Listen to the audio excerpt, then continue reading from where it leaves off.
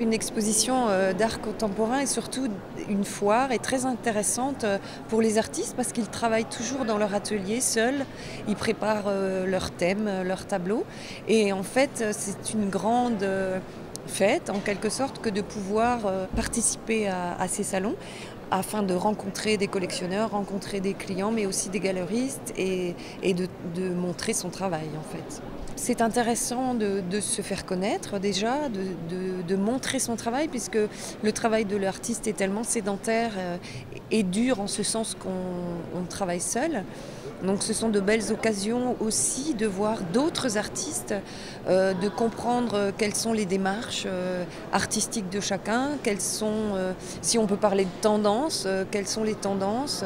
Et c'est un melting pot aussi de rencontres de gens qui aiment votre travail ou qui vous soutiennent. C'est vraiment, il faut voir ça comme une fête, quoi.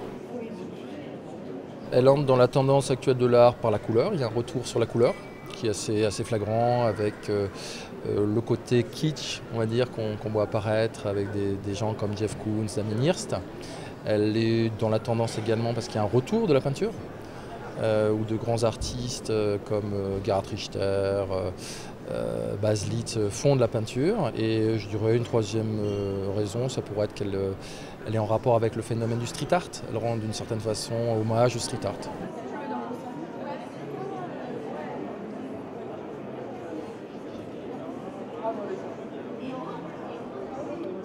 Alors cette année, les peintures de Catherine Mess sont de plus en plus intéressantes et comme vous le voyez, explosives.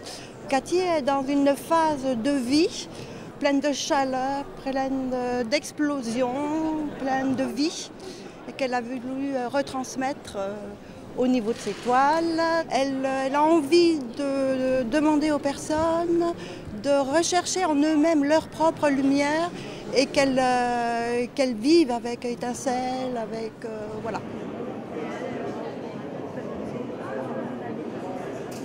On sent que dans les mouvements précédents, il y avait justement cet art du flou. Et dans cet art du flou, il y avait comme...